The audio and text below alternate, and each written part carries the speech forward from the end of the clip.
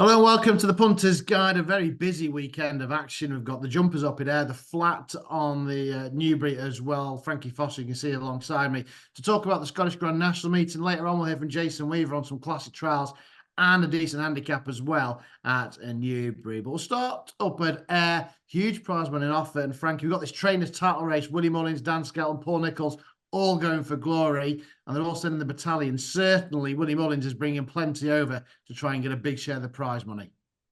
Yeah, I quite like it. I think it's quite exciting to see all these Willie Mullins runners coming over. I know there was conversation about, is it a bad thing that he's dominating and all the rest of it. We've been through that. I think it was the small field sizes that were disappointing, and it wasn't the fact that it was one man winning it all. And I like it. He's coming over, he's having a crack, and it kind of feels like Willie Mullins versus the rest of us, doesn't it? It makes for an exciting weekend's racing. It makes for good competitive racing. There's a couple of his in that will carry top weight in some of the handicaps and kind of set the standard. So yeah, it's a great card at Ayr on Saturday. Really good card. It is. It gets to at 1:15. Then only 6 go, but all 3 are represented here, including Paul Nicholls' runaway Aintree winner, Sans Brewitt. Is that the one to be on, or do you think it could go elsewhere? Well, I mean, to be honest, when I looked, I was a bit annoyed I never backed Sainsbury, ain't true, because I was scratching my head as to why Cobden wasn't jocked up, and this horse was either not going to be good enough at Aintree or really well mapped out to go and win a handicap race like that. And we all saw what happened, and Sainsbury won with ease against a horse we know I've been banging on about for weeks, and I thought was well handicapped, Sam Ra. So the fact that Sam Brew had got in front of Sam Ra, who put in a good performance, was laid out for the race. Bryony takes the ride again. Were they trying to find Bryony a winner? Is there some connections to the owners? I don't know, but I'm willing to believe he can follow up and do it again. I think he had a lot up his sleeve at Aintree and still beat a classy field, even if he doesn't. So that race for me sets the standard, and I think he can follow up here. Sounds brilliant then, yeah. Following on, I think he's got a huge chance as well. Move on to the 150 then, a 3-mile novices handicap chase. Again, a decent field, wide open. Sharjah tops the weight. A 4-time Matheson hurdle winner, multiple Grade 1 winning hurdle. He's not as good over fences. He's 11 years young as well. Obviously, he's one of Willie Mullins' crew. But I'm guessing this one may go to something with a bit younger legs. Well, we'll wait and see, Matt. I might be losing the plot here. I mean, the sensible choice for me, I like the look of Deeper Blue. He was second to Henry's friend at Ascot, who followed that up. Sorry, second Henry's friend, I think, I can't remember where, Huntington or something like that. At one of the lesser tracks, Hereford, who followed it up at Ascot. Not a bad horse, and was also second last time out when they were a long way clear of third. So the form of Deeper Blue coming into this race, I think, looks pretty strong. When I saw Charger, like, he's going 3 miles over fences. That is not his ideal race, and he's carrying 12 stone. But this isn't a great race. And I honestly believe if he can just kind of plod at cruising speed and jump efficiently, he might actually be able to win this. We'll have to wait and see what happens. But the way I'm seeing it, look, a good horse, a good athlete, if you're that much better than the rest of the field, I don't care what race it is, if he can just cruise at his own speed and then get racing when they finish, I genuinely think he might win this. So I'm going to side with Sharjah each way. I don't think it's the worst bet you could have. Interesting then. I didn't do that one very well, did I? Sharjah there, Frankie sticking with the old boy. If he's over hurdles, he'd be an absolute shoe, but interesting step up in trip as well. Right, the Scottish champion hurdle, Frankie Rubo, won this race 12 months ago for Paul Nicholls, but this is a real deep competitive renewal. It is, and if people have been listening all season, they will know the what do we call him? The budgie smuggler horse loader stood at the top of the market, who was second in the Betfair, second at Cheltenham, and was only beaten by a decent one of Willie Mullins, actually. So, like, I nearly didn't even look at this race, Matt. That's all I needed to see was Loader Sub was entered and going, but I thought I'd better see what's trying to take him on. It's a really good race. Favour and Fortune has some proper good form with 2 seconds and then a 6th in the Supreme. He was second to Django Bay, who was nearly got the better of Katira Aintree. So the form's kind of stacked up there. The Mullins run is really interesting. As 4th in a Grade 1, was second in a Grade 3, and then has been brought down and then just never near or never even in the race really at Cheltenham. It'd be really sneaky of Mullins if at Cheltenham they just decided to drop him out the back and get him dropped a couple of pounds for another day because he has that much ammo. I'd hate to see Mullins get the better of Lodersud again. And then the rest, to be honest, I couldn't really make a case for too many others. I think Rubo and First Street are carrying too much weight. Affodil, I'm not sure is good enough. As for a lot of those at the bottom of the market, it's actually a really classy, I know it's a Scottish champion hurdle, but it's a classy field, I think. And I have to stick with Lodersud. He's pretty straightforward. And I think if he just repeats what he did at Cheltenham, they'll be frustrated. I'll be frustrated if there's one lurking. And it's only really, I think, going to be Willie Mullins again. But Lodersud for me. There you are, take on the Skeltons, a handicap hurdle at your peril. We've got another handicap hurdle over 3 mile. This is for the mares at 3 o'clock. And again, all the big guns are represented in this one. Willie Mullins again saddling a trio.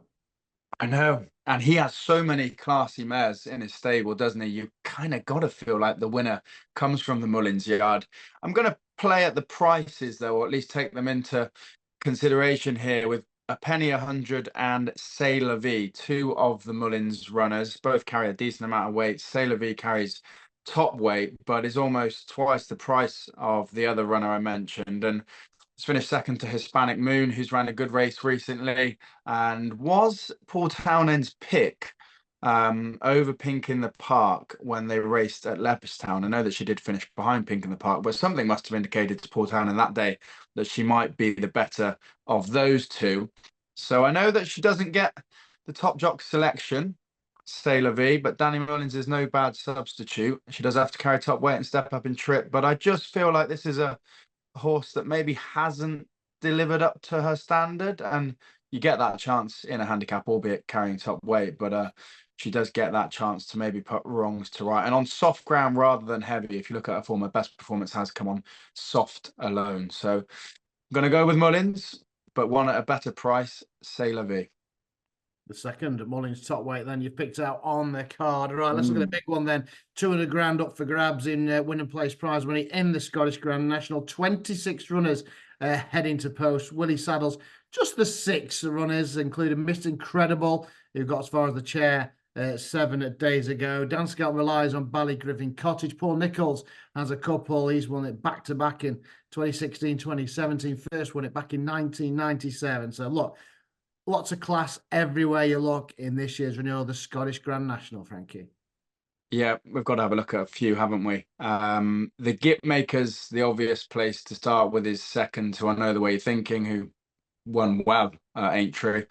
So that form looks really good. But if you're looking at the Gip Maker, you could also be looking at Waka Clan, who's a nicer price and was third in the same race. And I think will be better for going a little bit further and has the added benefit, not that John Gleeson is a bad jockey at all, but the added benefit of Rachel Blackmore coming over to ride, which is a positive in itself to come and have a crack at this. And I think she'll be riding with a bit of revenge maybe in her heart after, just being done in the Grand National and finishing third, wasn't it?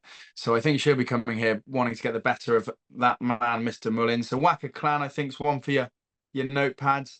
Ballygriffin Cottage, if we're talking about the trainer's title, I don't think he's got a bad chance. He was once fourth in an Albert Bartlett, and again, maybe a horse that never quite lived up to his standards, but that does mean he only carries 10 stone 8, and he did put in a good performance last time out, second off top weight and handicap. So he makes the short list, and then I'm going to go back in. We'll have one.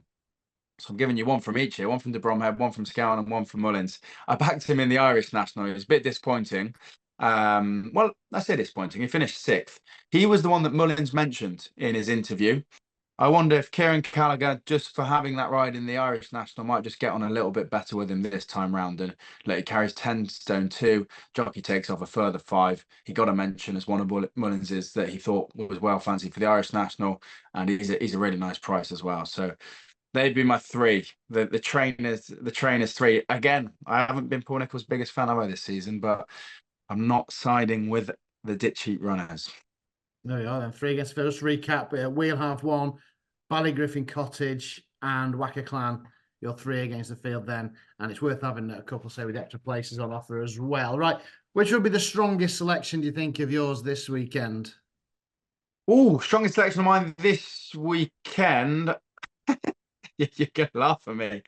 But I'm going to go with Sharjah, Matt. At each way price, He's a top class horse. They're going to go slow. These aren't great horses. Like it's really not a strong field. He's just got to jump and plod around with Paul Town on his back.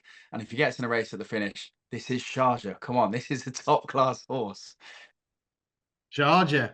I don't think he'd go for that today, but he has at Sharjah then for Frankie's best bet of the weekend. Right, thanks to Frankie for glancing over the Ayr card. I said they're glancing, have a look in depth, of course. Some good selections there. Now, as promised then, earlier on, I caught up with Jason Weaver then to discuss the classic trials and the big handicaps to look forward to at Newbury this weekend. Well, as promised, here's Jason Weaver. Then we'll look at Newbury shortly. Got a couple of Guineas trials, a good day's racing. But let's talk about what we saw this week in terms of classic trials at Newmarket, Jason, and just the general feel now we really are underway for the flat campaign.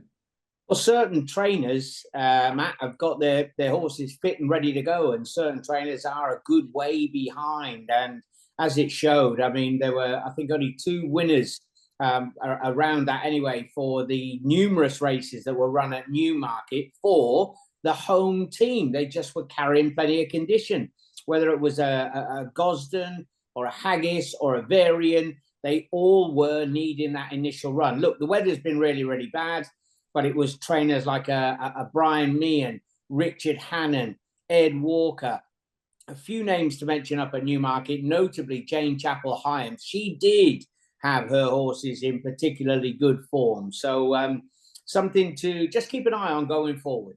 Is that something to do with the wet weather we've had this spring? Maybe a little bit backward, getting them out on the grass? Yeah, absolutely. You know, and also because of the bad weather and you've been going gentle, some trainers have pushed the button a little bit earlier and decided to go forward. But you look at the trials, I'll tell you what we haven't seen. I don't think we've seen the winner of either Guineas as yet. Possibly the filly Dance Sequence could run really well. And I'm not knocking Hartem, but they're not the big guns at the moment. No, all Hartem's on his advertised City of Troy's form, of course, but that's the mouthwatering action to come. We've got a couple of Guineas trials to look at Newbury as well. We're going to start with the John Porter. Decent field this year, 1.5 miles. The ground likely to be on the soft side, but that won't bother Arrest, Hamish, or Al Kareem, your market leaders here. Yeah, Al Kareem was pretty good up on the front end, wasn't he? At Chester and then the Cumberland Lodge. Arrest, he went through the gears really, really nicely. I think the Geoffrey Freer win, the Chester Vars, and not a bad run in the St. Ledger either. Look, Hamish is a bit of an old favourite. The slight concern is that the team are slightly undercooked at the moment, but we know he goes well fresh. So there are certain rules for certain horses that get away with being a little bit overweight, if you like. And he had a perfect 4 from 4 last year. Ormond, Silver Cup, the Glorious Stakes, and the St. Simon. So, yeah, it's got to be Hamish. He's an old friend. He's rated 117. Let's hope he can get another win at Newbury. Okay, then Hamish then for William Haggis, which means maybe a Gosden Hot Pot turned over. They've got another one as well in the Fred Darling, the 1,000 Guineas trial, Regal Jubilee. She handled heavy ground really well at Newmarket last season. Yeah, I think that it was a bit of a demolition job when she won at Windsor. Always could be called the winner from some way down when winning at Newmarket at the back end. And let's hope that she is stripping a little bit fitter. That would be my main concern. You know, when you go through El Malka at the top, she's a half-sister to Ben Battle, only won at Southwell, didn't look a great race. Know nothing about the Italian form for Folgaria. And then we got Relief Rally, who goes for the William Haggis team. She had a brilliant season last year, rounding off in the Lowther, but she was only very small, wasn't she? Maybe this is the time to catch her right. I've got to say, Star Music, she ran really well in the Oh-So Sharp behind Dance Sequence, was a bit sweaty, a bit forward going, but didn't disgrace herself at all. And Richard Hughes' team are in great form. Star Music, form horse, form trainer. Okay, Star Music then to enhance their 1,000 Guineas claimed.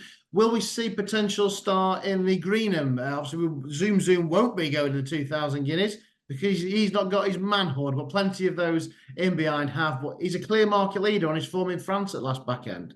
Yeah, he went through the gears nicely. Good for Rob Hornby to get on board one and keep the ride. You know, 1, 2, 3 wins on him last season, rounding off over in France. He's likely to be very tight at the top of the market, isn't he? I would imagine he'd be a strong favourite but he's not a million miles clear. I mean, Army Ethos has got a fitness edge. You've got the likes of El Bodon. I wonder what sort of price he's going to be for the Jane Chapel Hyam team. He looked very, very good. His form is quite strong from last season. He'd be one that I'd be willing to have a look at in the paddock to make sure that he's fit. But I will say, watch My Tracer. He's out there, massive double digits. He came through to beat Queen of Zafine, who was actually a non-runner in one of the trials previously this week.